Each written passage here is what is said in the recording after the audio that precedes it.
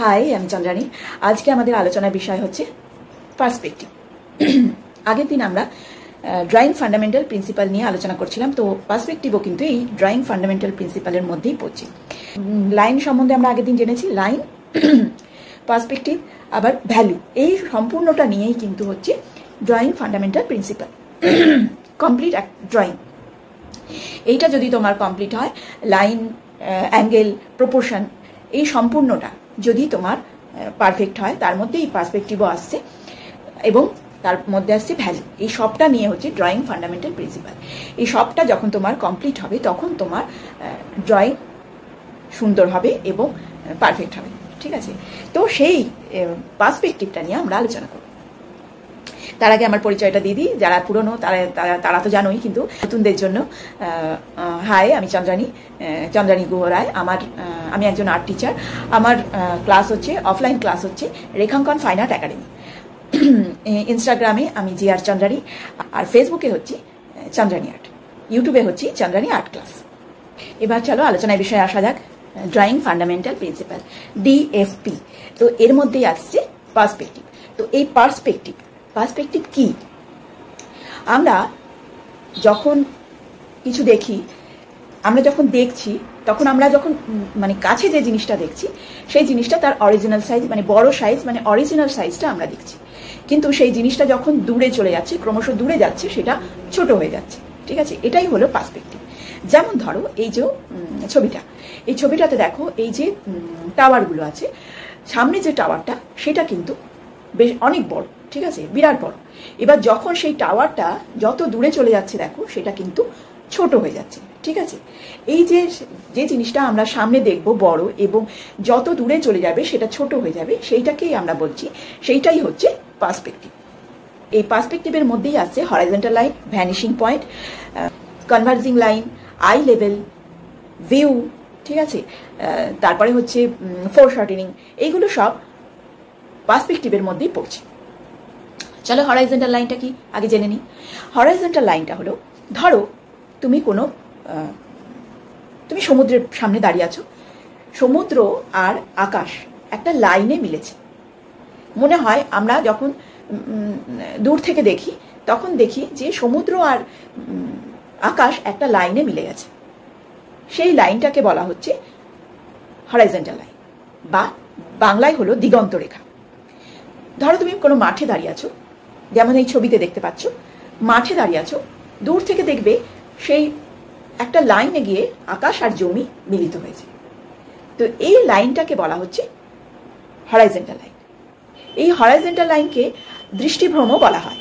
কেন দৃষ্টিভ্রম? এই কারণেই বলা হয় যে আমরা দূর থেকে দেখছি যে আকাশ আর জমি একটা লাইনে মিলিত হচ্ছে। ঠিক আছে, কিন্তু তুমি যত কাছে যাবে, সেই লাইনটা কিন্তু দূরে চলে যায়। কেন কি? আকাশ আর জমি মিলিত হচ্ছে না, কোনো লাইনে মিলছে না, কিন্তু এটা আমরা দেখছি, তাই জন্য এটাকে দৃষ্টিভ্রম বলা হচ্ছে। হরাইজন্টাল লাইন আশা করি তোমাদের বুঝাতে পেরেছি।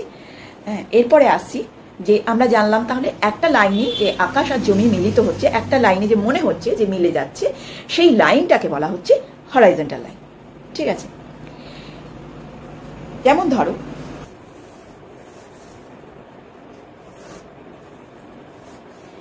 এইরকম একটা লাইনে আমরা দেখি আকাশ আর জমি মিলে যাচ্ছে, এই লাইনটাকে বলা হচ্ছে হরাইজন্টাল লাইন। ঠিক আছে, এবার দেখো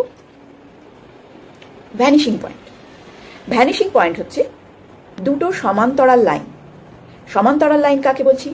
সমান দূরত্বে যে দুটো লাইন চলে গেছে, যে দুটো লাইন সমান দূরত্বের এবং কখনো মিলিত হয় না, এক হয় না যে দুটো লাইন, সেই দুটো লাইনকেই, আর দূরত্ব পুরো যে যত দূর যাবে, লাইনের দূরত্ব একরকম থাকবে, সেইটাকে বলা হচ্ছে সমান্তরাল লাইন।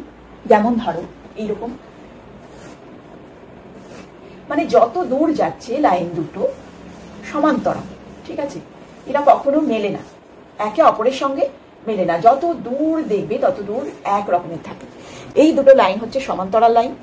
যেমন ধরো রাস্তা বা রেল লাইন।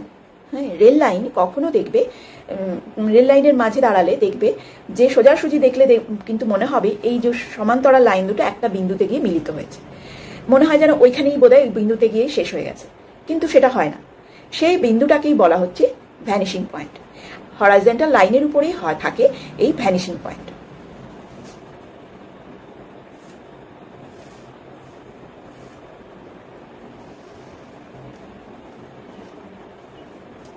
হচ্ছে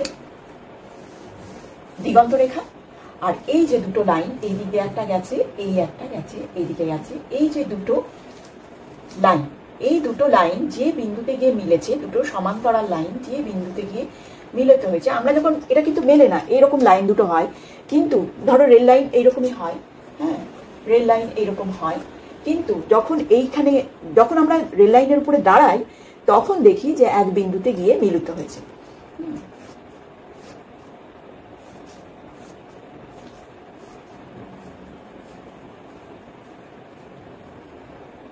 এইভাবে এক বিন্দুতে গিয়ে মিলিত হয়েছে, এই বিন্দুটাকে বলা হচ্ছে ভ্যানিশিং পয়েন্ট। এবার ধরো কনভার্জিং লাইন কাকে বলে? ভ্যানিশিং পয়েন্ট আমরা বুঝলাম, এবার কনভার্জিং লাইন কাকে বলে? এই যে ভ্যানিশিং পয়েন্ট থেকে যে লাইন দুটো বের হয়েছে, এই লাইন, এই লাইন, এই যে দুটো লাইন বের হয়েছে, এই দুটো লাইনকেই বলা হচ্ছে কনভার্জিং লাইন। ঠিক আছে, এই ভ্যানিশিং পয়েন্ট থেকে যে দুটো লাইন বের হয়েছে তাকে বলা হচ্ছে কনভার্জিং লাইন।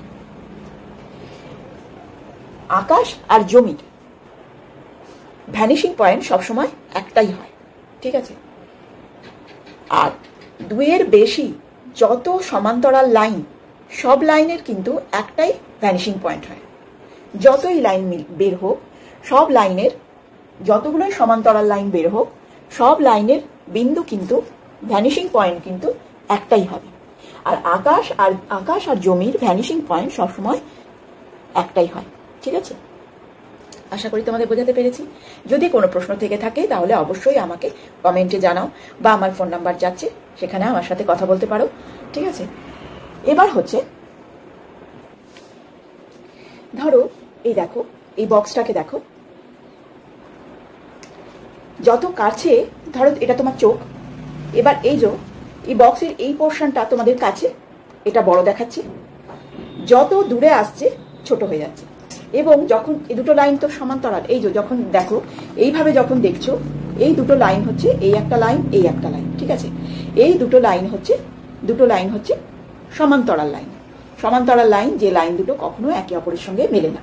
এবার এই লাইন দুটো দেখো, যখন আমরা এইভাবে দেখছি, ধরো এটা রাস্তা বা রেল লাইন যদি ধরো, এবার ধরো তোমার চোখের সামনে যেটা রয়েছে এই পোর্শনটা বড় দেখাচ্ছে, আবার দেখো যত দূরে চলে আসছে কিন্তু ছোট হয়ে যাচ্ছে এই পোর্শনটা, তাই তো? এটাই যখন কোনো একটা বিন্দুতে যদি আরো লম্বা হয়, দেখবে একটা বিন্দুতে গিয়ে মিলে যাচ্ছে, এইটাকেই বলা হচ্ছে ভ্যানিশিং পয়েন্ট। বোঝাতে পারলাম? এই যে সমান্তরাল লাইন আর ভ্যানিশিং পয়েন্ট। Eye level